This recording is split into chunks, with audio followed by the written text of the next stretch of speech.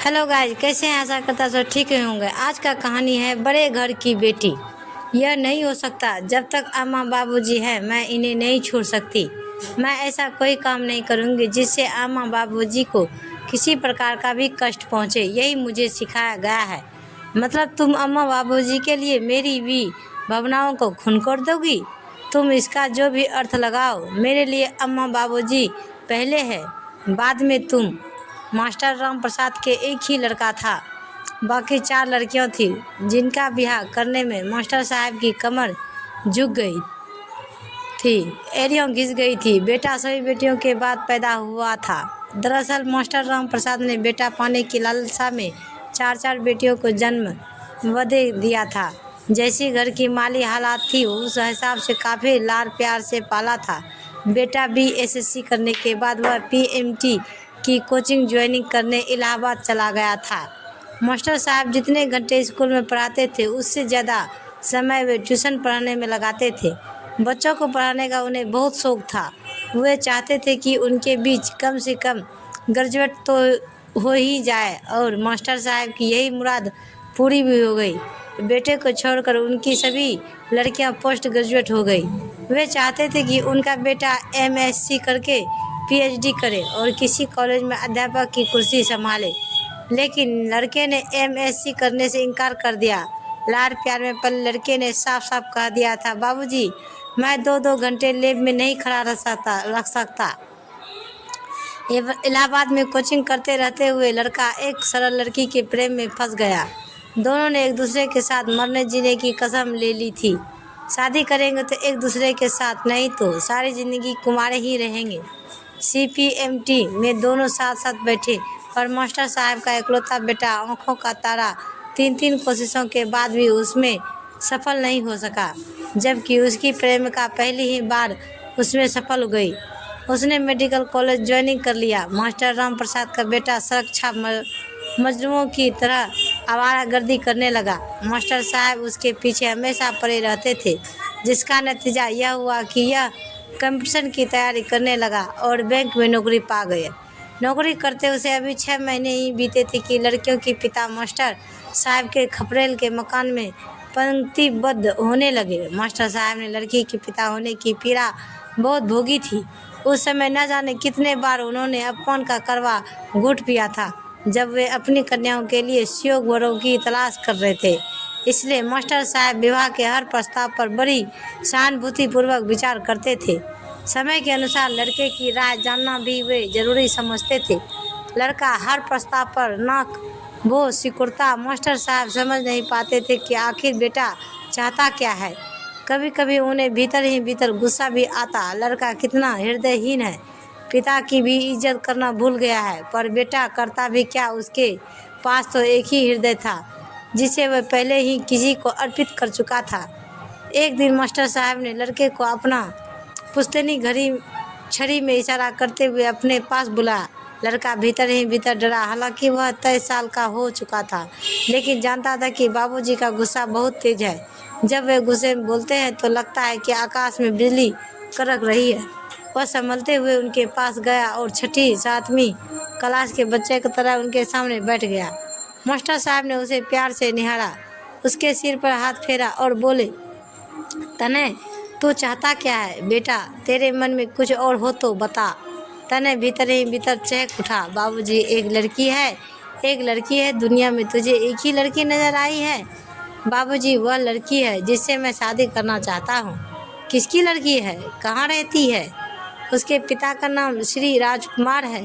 लड़की Allahabad medical college में पढ़ रही है। उसका आखिरी साल है, इसी शहर में है। अच्छा, किस मोहल्ले में? कौन से ब्राह्मण हैं? ब्राह्मण नहीं है बाबूजी, SC या ST में आते हैं। तेरा दिमाग खराब हो गया है? तूने हरिजन लड़की को पसंद किया, मेरे कुल खानदान का नाम रोशन करने चला है?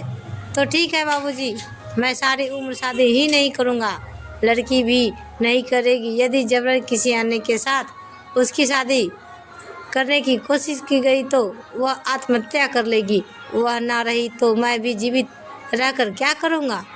तू मुझे धमकी देना बंद कर, या ब्राह्मण की संतान मर जाएगा पर किसी हरिजन लड़की को अपनी बहू नहीं बनाएगा। बाबूजी, मैंने आपको कई बार पाती के खिलाफ भाषण देते हुए सुना है। मास्टर साहब ने कोई उत्तर नहीं दिया। वे शोकग्रस्त हो उठे थे। करीब महीने भर उसे अधिक समय हो गया, लेकिन उस विषय पर कोई चर्चा नहीं हुई। तने के विवाह के प्रस्ताव आते जा रहे थे। लड़का अभी शादी नहीं करना चाहता, यह कहकर बाबूजी सभी प्रस्तावों को टालते रहे। एक शाम तने ने आकर उनसे कहा, बाबूजी, शोभा के पापा आए हैं। कौन शोभा? वह लड़की जिससे मैंने आपसे चर्चा की थी। तूने उन्हें बुलाया था?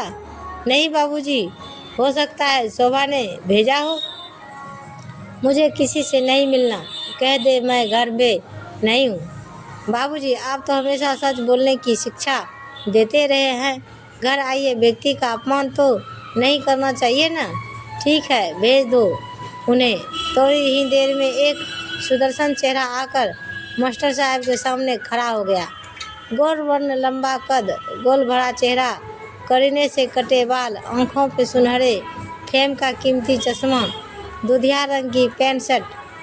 आगंतुक के हाथ जोड़कर उन्हें प्रणाम किया। मास्टर साहब ने उन्हें बैठने का इशारा किया। बैठते ही वह कहने लगे, मुझे राजकुमार कहते हैं। मास्टर साहब की आंखें आश्चर्य से फैल गई थी। वे चुपचाप राजकुमार जी को निहारते रहे। उनकी समझ में नहीं आ रहा था कि वे क्या उत्तर दें। राजकुमार उनका असमंजस में भरा चेहरा भली भांति पढ़ चुके थे।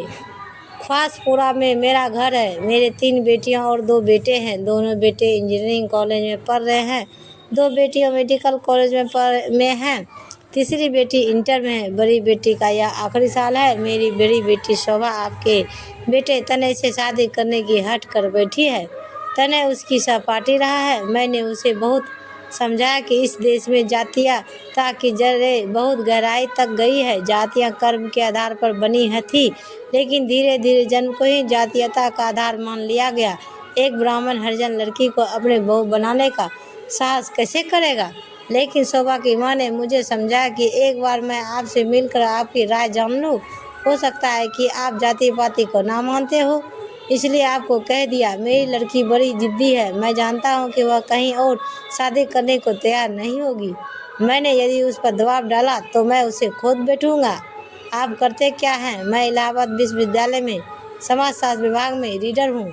देखिए, आप एक बार मेरी लड़की, मेरी पत्नी और मेरे दूसरे बच्चे से मिल लें, उनसे बातचीत कर लें, हमारा रहन सहन देख लें। किसी प्रकार की औपचारिकता की ज़रूरत नहीं है।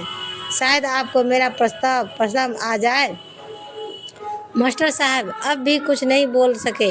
उन्हें लगा कि जैसे अंगतुंगों ने उन्हें सम्मोहित कर लिया।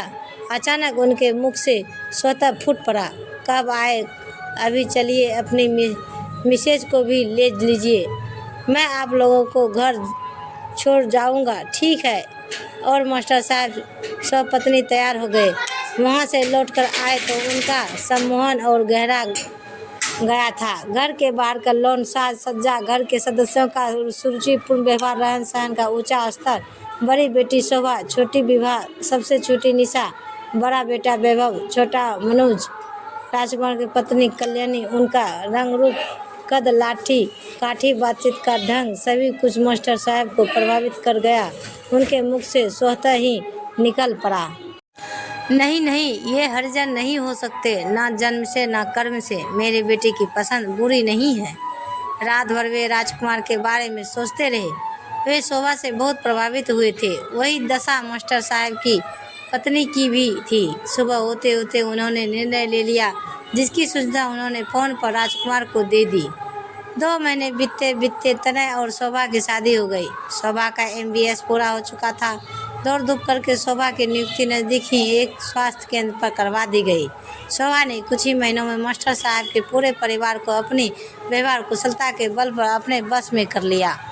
तनय राजसी प्रकृति का व्यक्ति था। उसे अपने घर का खानपान अब पसंद नहीं आ रहा था। धीरे धीरे उसका ध्यान चिकन, मीट, बिरयानी, कबाब, कीमा, मछली, आमलेट आदि की ओर तेजी से जाने लगा था। मास्टर साहब का खपरेल वाला चिर पुरातन मकान अब तनय को अपने स्तर के प्रतिकूल लगने लगा था। शोभा उन्हें समझाती, रुपये एकत्र होने दो, फिर ज़मीन लेकर कहीं ढंग का मकान बनवा लेंगे। पर अम्मा बाबूजी भी तो साथ होंगे। क्यों, वे कहाँ जाएंगे, वे तो रहेंगे ही। अब मुझे साग पात अच्छा नहीं लगता, मुझे मांसाहारी भोजन चाहिए। गला तैर करने के लिए अंग्रेजी शराब और साकिब बनी मेरे सामने खड़ी तुम, यह भी तभी संभव होगा जब हम अपना अलग मकान लेकर रहें। यह नहीं हो सकता जब तक अम्मा बाबूजी हैं, मैं इन्हें नहीं छोड़ सकती। मैं ऐसा कोई काम नहीं करूँगी जिससे अम्मा बाबूजी को किसी प्रकार का भी कष्ट पहुँचे। यही मुझे सिखाया गया है। मतलब तुम अम्मा बाबूजी के लिए मेरी भी भावनाओं को खून कर दोगी? तुम इसका जो भी अर्थ लगाओ, मेरे लिए अम्मा बाबूजी पहले है, बाद में तुम। यही तुम्हारा प्रेम है? तुम प्रेम की गलत परिभाषा दे रहे हो। प्रेम संकुचित नहीं होता, सच्चा प्रेम जोड़ता है, तोड़ता नहीं। यह कहकर शोभा रसोई में जाने के लिए अपने कमरे से निकली तो सामने मास्टर साहब को खड़े देखा तो ठिठक गई। मास्टर साहब ने आगे बढ़कर उसके सिर पर हाथ रखा और कहने लगी, बेटी सचमुच तुम बड़े घर की लड़की हो। तुम्हारे सामने मेरा ही खून छोटा हो गया। हमारा चिर पुरातन बड़े होने का गर्व आज खंड खंड होकर बिखर गया। सुखी रहो बेटी, तने हमेशा तुम्हारे अनुकूल रहे। कहते कहते मास्टर साहब का गला भर गया। उसके बाद और कुछ नहीं कह सके। वे बाहर बैठक में जाने के लिए आगे बढ़े ही थी कि शोभा ने उन्हें रोकते हुए कहा, बाबूजी आपने मुझे इतना आशीष दिया, बदले में मुझे अपने चरण रज तो लेने दो। मास्टर साहब के बढ़ते कदम रुक गया। शोभा ने आगे बढ़कर उनकी चरण धूल अपने मस्तक पर लगाई। मास्टर साहब कुछ सोचते हुए से अपनी जगह पर खड़े रह गए। तो गाइस, ये कहानी आपको सुनने में कैसे आई? तो प्लीज़ हमें ऐसे ही वीडियो देखने के लिए हमारे चैनल को सब्सक्राइब करें और वीडियो को लाइक जरूर करें। धन्यवाद। तो मिलते हैं अगले वीडियो के साथ, तब तक बाय बाय गाइस।